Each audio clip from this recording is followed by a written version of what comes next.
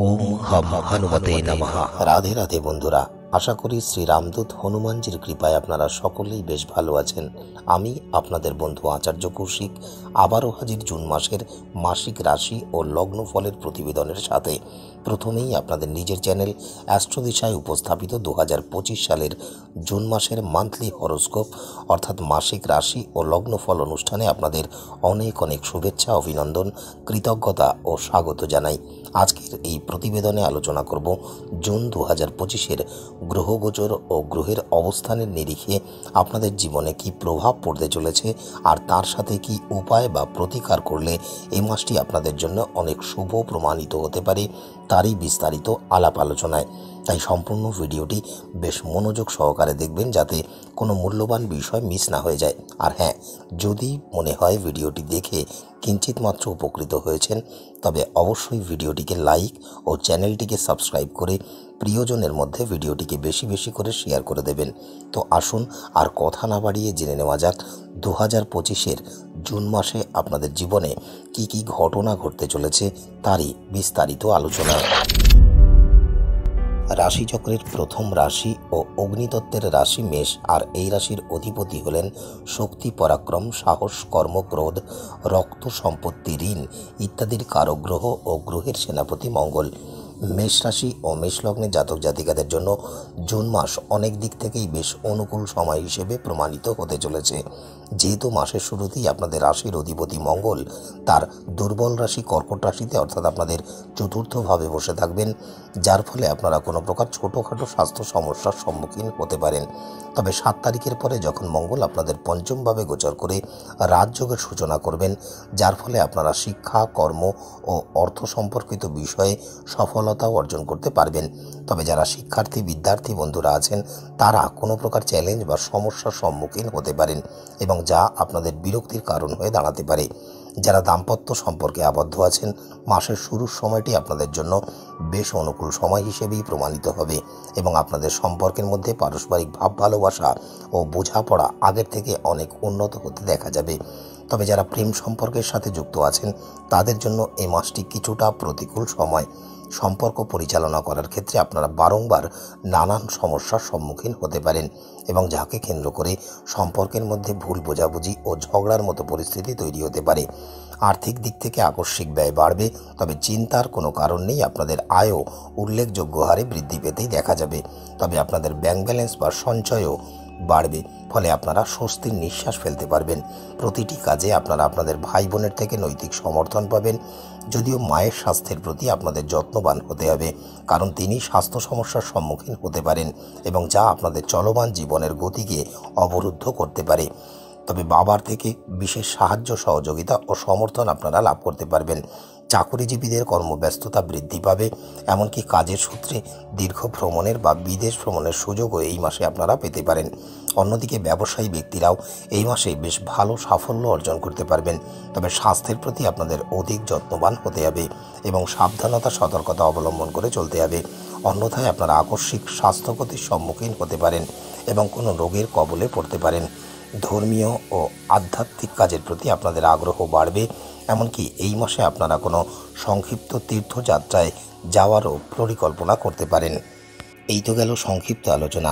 আসুন এবার প্রবেশ করা যাক জীবনের প্রতিটি বিষয়ের পুঙ্খানুপুঙ্খ বিশ্লেষণে, অর্থাৎ কেরিয়ার থেকে অর্থনৈতিক, সামাজিক থেকে পারিবারিক প্রতিটি ক্ষেত্র কেমন যেতে চলেছে তারই বিস্তারিত আলোচনায়। কেরিয়ারের দৃষ্টিকোণ থেকে মেষ রাশি ও মেষ লগ্নের জাতক জাতিকাদের এই মাসটি বেশ অনুকূল মাস হওয়ারই সম্ভাবনা রয়েছে। যেহেতু আপনাদের দশম ভাবের অধিপতি ন্যায়াধীশ শনি মহারাজ সম্পূর্ণ মাস জুড়েই আপনাদের দ্বাদশভাবে অবস্থান করে থাকবেন, সেই কারণে কর্মক্ষেত্রে কর্মব্যস্ততা ও কাজের চাপ বৃদ্ধি পেতেই দেখা যাবে। এমনকি কর্মসূত্রে ভিন রাজ্যে বা বিদেশ ভ্রমণের সুযোগও আপনারা পেতে পারেন। অন্যদিকে যেহেতু মাসের শুরুতেই আপনাদের ষষ্ঠ ভাবের অধিপতি গ্রহের যুবরাজ বুধ ভগবান সূর্যনারায়ণের সাথে আপনাদের দ্বিতীয়ভাবে অবস্থান করে বুধাদিত্য যোগের সূচনা করবেন, যার ফলে কর্মক্ষেত্রে সাফল্য ও সম্পদ লাভের সম্ভাবনাকেও অনেকাংশে বাড়িয়ে তুলবে। এরপরে 6 তারিখে বুধ যখন আপনাদের তৃতীয়ভাবে গোচর করবেন, তারপরে যোগাযোগ থেকে বিশেষ কোনো সুযোগ সুবিধা আপনারা লাভ করতে পারবেন এবং চাকরিতে আপনাদের অবস্থান অনেক উন্নত বা শক্তিশালী হতেই দেখা যাবে। 22 তারিখ থেকে যখন গ্রহের যুবরাজ বুধ আপনাদের চতুর্থভাবে গোচর করে সেখান থেকে আপনাদের দশম ভাবকে প্রভাবিত করবেন। এর ফলে আপনাদের জীবনে চলমান কঠিন সময় থেকে আপনারা বেরিয়ে আসতে সক্ষম হবেন। আপনাদের কাজকর্মের পরিস্থিতি অনেক উন্নতি ও অগ্রগতি ঘটবে। যেহেতু মাসের শেষ অর্থাৎ 29শে জুন পর্যন্ত দৈত্যগুরু শুক্রাচার্য আপনাদের সপ্তমভাবে অবস্থান করে থাকবেন, যার ফলে ব্যবসায়ীরা বেশ অনুকূল ফল পাবেন। এছাড়াও দেবগুরু বৃহস্পতির দৃষ্টি আপনাদের সপ্তমভাবে থাকার কারণে ব্যবসায় ক্রমাগত উন্নতি ও অগ্রগতি করতেও সক্ষম হবেন। ব্যবসা সম্প্রসারণ করার পরিকল্পনা থাকলে তা বাস্তব আকার ধারণ করতে পারে। এমনকি এই সময়ে বৈদেশিক যোগাযোগও অনেক উন্নত হবে এবং বৈদেশিক মাধ্যম থেকে নানান সুযোগ সুবিধা আপনারা পেতে পারেন। অর্থনৈতিক জীবনের দৃষ্টিকোণ থেকে বিচার করলে এই মাসটি আপনাদের জন্য এক প্রকার মিশ্র বা মধ্যম ফলদায়ী মাসই হতে চলেছে। তবে ভালো ও অনুকূল বিষয় হলো এই যে এই মাসে আপনাদের আয় বা লাভে শ্রীবৃদ্ধি করতে দেখা যাবে। তবে যেহেতু সম্পূর্ণ জুন মাস ধরেই ন্যায়াধীশ শনি মহারাজ আপনাদের দ্বাদশভাবে অবস্থান করে থাকবেন, যার ফলে আপনাদের ব্যয় ধারাবাহিকতা বজায় থাকতেই দেখা যাবে। অন্যদিকে যেহেতু ছায়াগ্রহ রাহু মহারাজ সম্পূর্ণ মাস জুড়েই আপনাদের একাদশভাবে অবস্থান করে থাকবেন, সেই কারণে যে কেবল আপনাদের ইচ্ছাই পূরণ হবে শুধু তাই নয়, বরং আপনাদের আয় বা লাভও ক্রমবর্ধমান হারে বৃদ্ধি পেতে দেখা যাবে। যারা ব্যবসা পরিচালনা করেন তারা ব্যবসা থেকেও ভালো আর্থিক তথা অন্যান্য সুযোগ সুবিধা পাবেন। 29 তারিখ থেকে যখন শুক্র আপনাদের দ্বিতীয়ভাবে গোচর করবেন, তারপর থেকে আপনারা আপনাদের ব্যবসায় নানান অর্থনৈতিক সুযোগ সুবিধা পাবেন। আবার যেহেতু সম্পূর্ণ মাস জুড়েই দেবগুরু বৃহস্পতি আপনাদের দ্বিতীয়ভাবে অবস্থান করে সেখান থেকে আপনাদের সপ্তম, নবম ও একাদশ ভাবকে প্রভাবিত করবেন, সেই কারণে আপনাদের চাকরি, ব্যবসা বা কাজের পরিধি বৃদ্ধি করতে এবং অর্থনৈতিক সুযোগ সুবিধা লাভে অনেক সহায়তা প্রদান করবেন। অন্যদিকে যেহেতু মাসের প্রথমার্ধে ভগবান সূর্যনারায়ণ আপনাদের দ্বিতীয়ভাবে ও দ্বিতীয়ার্ধে আপনাদের তৃতীয়ভাবে অবস্থান করবেন, সেই কারণে অর্থনৈতিক অবস্থার প্রভূত উন্নতি হতেই দেখা যাবে। এমনকি এই মাসে সরকার বা সরকারি খাত সম্পর্কিত ক্ষেত্র থেকে নানান সুযোগ সুবিধা আপনারা পাবেন। আবার যেহেতু আপনাদের রাশির অধিপতি মঙ্গল মাসের প্রথমার্ধে আপনাদের চতুর্থভাবে অবস্থান করে সেখান থেকে আপনাদের একাদশভাবে এবং মাসের দ্বিতীয়ার্ধে পঞ্চমভাবে গোচর করে সেখান থেকে আপনাদের একাদশ ও সপ্তম ভাবকে প্রভাবিত করবেন, যার ফলেও আপনাদের নানান আর্থিক সুযোগ সুবিধা প্রাপ্তির সম্ভাবনাকেই অনেকাংশে বাড়িয়ে তুলবে।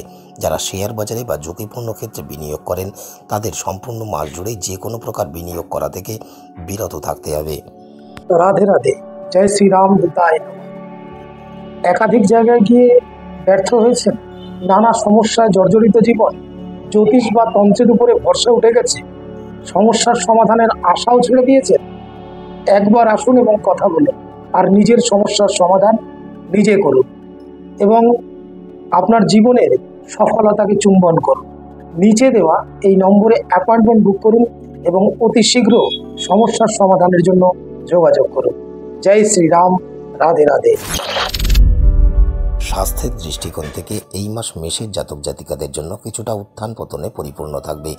যদিও মাসের দ্বিতীয়ার্ধে আপনাদের রাশির অধিপতি মঙ্গল বেশ ভালো অবস্থানে থাকবেন, তবে মাসের শুরুতে তার দুর্বল রাশি কর্কট রাশিতে অবস্থান করার কারণে বুক সংক্রান্ত বা শ্বাস প্রশ্বাস সম্পর্কিত কোনো সমস্যার সম্মুখীন আপনারা হতে পারেন। এই সময় বুকে ইনফেকশন, বুকে ব্যথা যন্ত্রণা হওয়া ও বুকে জ্বালা করা ইত্যাদি অনুভব করতে পারেন। তবে মাসের দ্বিতীয়ার্ধে মঙ্গল যখন আপনাদের পঞ্চমভাবে কেতু মহারাজের সাথে সংযুক্ত ঘটিয়ে অঙ্গারক যোগের সূচনা করবেন, সেই সময়ের পরে আপনারা পেটের কোনো সমস্যার সম্মুখীন হতে পারেন। এই সময় পাকস্থলীতে কোনো ধরনের আলসার, ইনফেকশন বা যে কোনো ধরনের অপারেশনের সম্মুখীন আপনারা হতে পারেন। তাই সম্পূর্ণ মাস জুড়েই খুব সতর্ক ও সাবধান থাকতে হবে, যাতে এমন ধরনের পরিস্থিতি সৃষ্টি না হয় তার জন্য প্রস্তুত থাকতে হবে। এছাড়াও যেহেতু ন্যায়াধীশ শনি মহারাজ সারা মাস ধরেই আপনাদের দ্বাদশভাবে অবস্থান করে থাকবেন, যা স্বাস্থ্যের দৃষ্টিকোণ থেকে খুব একটা অনুকূল ফল দেবেন না বললেই চলে। এই মাসে সুস্বাস্থ্য বজায় রাখতে বা চিকিৎসকের কারণে আকস্মিক ব্যয় বৃদ্ধি পাওয়ার আশঙ্কা রয়েছে। তাই সুস্বাস্থ্য বজায় রাখতে আপনাদের অধিক সতর্ক ও সচেতন থেকে প্রয়াস প্রচেষ্টা চালিয়ে যেতে হবে।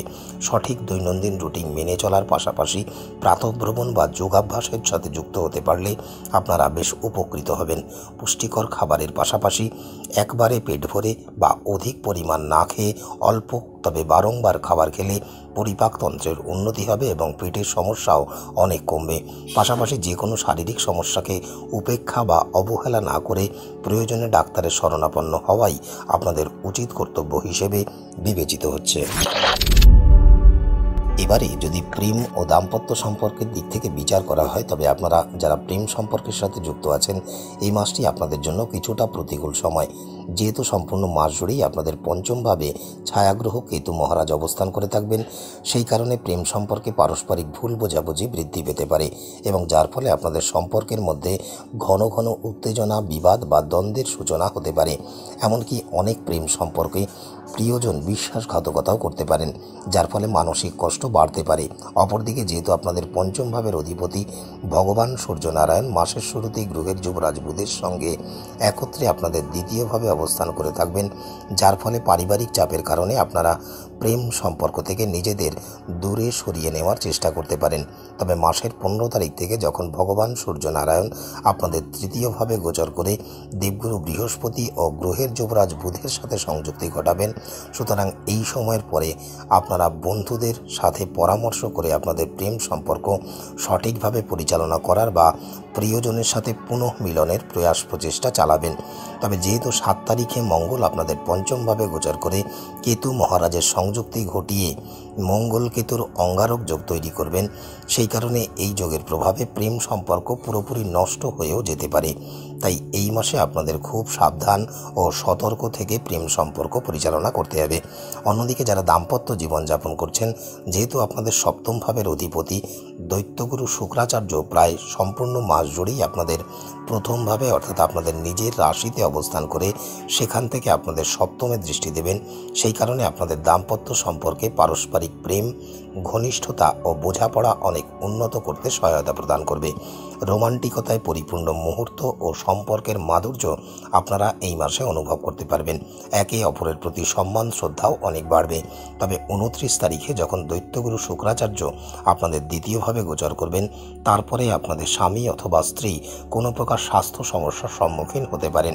তবে শ্বশুরবাড়ির প্রতি তার সম্মান, শ্রদ্ধা ও ভালোবাসা পূর্বের তুলনায় অনেকটাই বৃদ্ধি পেতেই দেখা যাবে। পারিবারিক জীবনের দৃষ্টিকোণ থেকে এই মাসটি মেষের জাতক জাতিকাদের জন্য বেশ অনুকূল সময় হিসেবেই প্রমাণিত হবে। যদিও কিছু কিছু বিষয়ের প্রতি আপনাদের অধিক মনোযোগী হতে হবে। যেহেতু মাসের শুরুতেই আপনাদের রাশির অধিপতি মঙ্গল তার দুর্বল রাশি কর্কট রাশি অর্থাৎ আপনাদের চতুর্থভাবে অবস্থান করে থাকবেন, সেই কারণে যে কোনো বিষয়কে কেন্দ্র করে মায়ের সাথে আপনাদের ঝগড়া, দ্বন্দ্ব বা মতানৈক্য দেখা দিতে পারে এবং যে কারণে মায়ের মানসিক তথা শারীরিক স্বাস্থ্যের অবনতি হতে পারে। তাই তার সাথে কথা বলার সময় আপনাদের সঠিক আচরণ ও সঠিক শব্দ চয়নের প্রয়োগ করতে হবে। পাশাপাশি পারিবারিক সম্পর্ক ভালোভাবে পরিচালনা করার সাথে সাথে মায়ের স্বাস্থ্যের প্রতিও অধিক যত্নবান হতে হবে। আবার যেহেতু আপনাদের দ্বিতীয়ভাবে ভগবান সূর্যনারায়ণ ও বুধের সংযুক্তিতে বুধাদিত্য যোগের সূচনা হবে, সেই কারণে মাসের শুরুতে আপনাদের পারিবারিক জীবনে বেশ অনুকূল করে উঠতে বা তুলতে সহায়তা করবে। পারিবারিক জীবনে সুখ ও সম্প্রীতির পরিবেশ বজায় থাকতে দেখা যাবে।